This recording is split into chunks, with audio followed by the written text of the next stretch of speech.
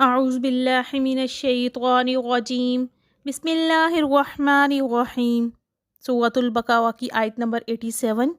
وَلَقَدْ آتَيْنَا مُوسَى الْكِتَابَ، اور ہم نے موسیٰ علیہ السلام کو کتاب دی یعنی توراۃ۔ وَقَفَّيْنَا مِن بَعْدِهِ وَبِالرُّسُلِ، اور اس کے بعد پے در پہ رسول بھیجے۔ ایک بات نوٹ کر لیجئے کہ یہاں لفظ الرسل انبیاء کے معنی میں آیا ہے، نبی و رسول میں کچھ فرق ہے، اسے اختصار کے ساتھ سمجھ لیجئے۔ قرآن مجید کی اصطلاحات کے 3 جوڑے ایسے ہیں کہ وہ تینوں مترادف کے طور پر بھی استعمال ہو جاتے ہیں اور اپنا علیحدہ علیحدہ مفہوم بھی رکھتے ہیں۔ ان کے ضمن میں علماء کرام نے یہ اصول وضع کیے ہیں، یعنی جب ایک جوڑے کے دونوں لفظ اکٹھے استعمال ہوں گے تو دونوں کا مفہوم مختلف ہوگا، اور جب یہ دونوں الگ الگ استعمال ہوں گے تو ایک معنی میں استعمال ہو جائیں گے۔ ان میں سے ایک جوڑا اسلام اور ایمان یا مسلم اور مومن کا ہے۔ عام طور پر مسلم کی جگہ مومن اور مومن کی جگہ مسلم استعمال ہو جاتا ہے، لیکن سورۃ الحجرات میں یہ دونوں الفاظ اکٹھے استعمال ہوئے ہیں تو ان کا فرق واضح ہو گیا ہے۔ فرمایا گیا ہے قالت الاعراب آمنا قل لم تؤمنوا ولكن قولوا اسلمنا، بدو کہتے ہیں کہ ہم ایمان لے آئے ہیں، ان سے کہیے کہ تم ہرگز ایمان نہیں لائے ہو، البتہ یہ کہو کہ ہم نے اسلام قبول کر لیا ہے۔ اسی طرح جہاد اور قتال کا معاملہ ہے، یہ دونوں مختلف الفاظ ہیں جن کا مفہوم جدا ہے لیکن ایک دوسرے کی جگہ پر بھی آ جاتے ہیں۔ اس ضمن میں تیسرا جوڑا نبی اور رسول کا ہے، یہ دونوں لفظ بھی اکثر ایک دوسرے کی جگہ آ جاتے ہیں لیکن ان میں بھی فرق ہے۔ ہر نبی رسول نہیں ہوتا، البتہ ہر رسول لازماً نبی ہوتا ہے، یعنی نبی عام ہے، رسول خاص ہے۔ نبی کو جب کسی خاص قوم کی طرف معین طور پر بھیج دیا جاتا ہے تب اس کی حیثیت رسول کی ہو جاتی ہے، اس سے پہلے اس کی حیثیت انتہائی اعلیٰ مرتبے پر فائز ایک ولی اللہ کی ہے جس پر وحی نازل ہو رہی ہے۔ عام ولی اللہ میں اور نبی میں فرق یہی ہے کہ نبی پر وحی آتی ہے، ولی پر وحی نہیں آتی۔ لیکن کسی نبی کو جب کسی معین قوم کی طرف مبعوث کر دیا جاتا ہے تو پھر وہ رسول ہوتا تھا، جیسے حضرت موسیٰ علیہ السلام حضرت ہارون علیہ السلام کو حکم دیا گیا تم دونوں فرعون کی طرف جاؤ، یقیناً وہ سرکشی پر اتر آیا ہے۔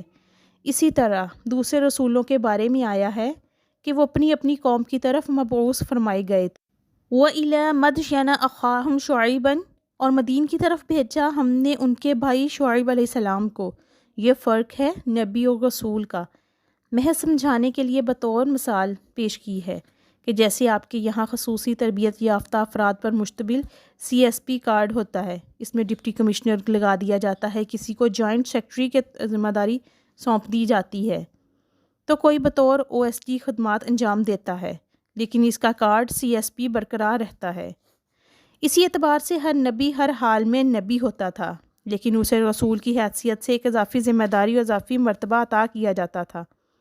نبی اور رسول کے فرق کے ضمن میں ایک بات یہ نوٹ کر لیجئے کہ نبیوں کو قتل بھی کیا گیا ہے جبکہ رسول قتل نہیں ہو سکتے، اللہ کا فیصلہ ہے، اللہ تعالیٰ کا یہ فیصلہ ہے لازماً غالب رہیں گے میں اور میرے رسول۔ چنانچہ جب بھی کسی قوم نے کسی رسول علیہ السلام کی جان لینے کی کوشش کی تو اس قوم کو ہلاک کر دیا گیا اور رسول علیہ السلام اور اس کے ساتھیوں کو بچا لیا گیا، لیکن یہ معاملہ نبیوں کے ساتھ نہیں ہوا۔ حضرت یحییٰ علیہ السلام نبی تھے، قتل کر دیے گئے۔ حضرت عیسیٰ علیہ السلام رسول تھے، لہٰذا قتل نہیں کیے جا سکتے تھے، ان کو زندہ آسمان پر اٹھا لیا گیا جو قیامت سے قبل دوبارہ زمین پر آئیں گے۔ محمد رسول اللہ صلی اللہ علیہ وآلہ وسلم کو اللہ کے راستے میں شہید ہونے کی شدید تمنا تھی۔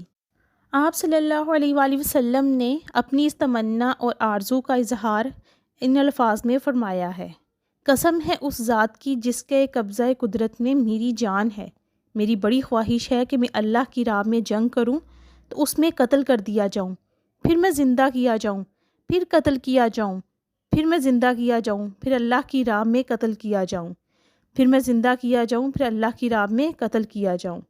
لیکن اللہ تعالیٰ نے آپ صلی اللہ علیہ وآلہ وسلم کی یہ خواہش پوری نہیں کی، اس لیے کہ آپ صلی اللہ علیہ وآلہ وسلم اللہ تعالیٰ کے رسول تھے۔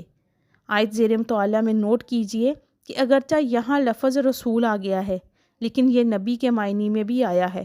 وَقَفَّيْنَا مِن بَعْدِهِ بِالرُّسُلِ، اور ہم نے موسیٰ علیہ السلام کے بعد لگاتار پیغمبر بھیجے۔ حضرت موسیٰ علیہ السلام کے بعد رسول تو حضرت عیسیٰ علیہ السلام ہی ہیں۔ درمیان میں جو پیغمبر پروفٹس ہیں یہ سب انبیاء ہیں۔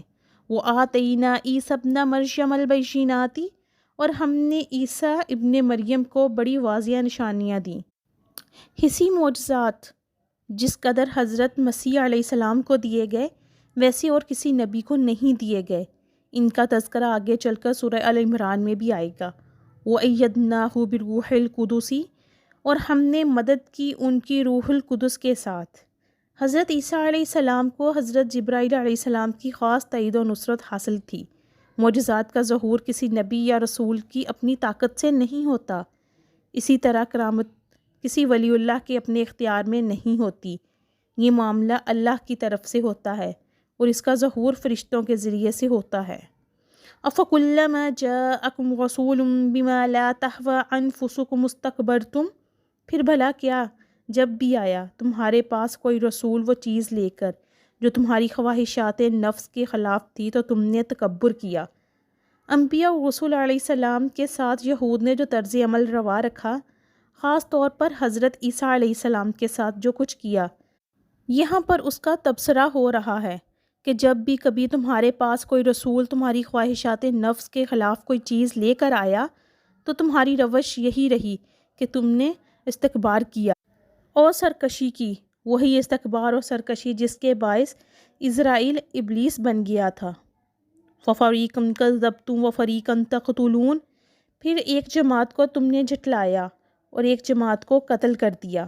اللہ کے رسول چونکہ قتل نہیں ہو سکتے لہٰذا یہاں نبیوں کا قتل مراد ہے۔ مزید برائے کرائے یہ بھی دی گئی ہے کہ یہاں پر ماضی و صیغہ فَقُلْتُمْ نہیں آیا بلکہ تقتلون آیا ہے، اور مضارع کے اندر فعل جاری رہنے کی خاصیت ہوتی ہے، گویا تم ان کو قتل کرنے کی کوشش کرتے رہے، بعض رسولوں کی تو جان کے در پہ ہو گئے۔ صدق اللہ العظیم۔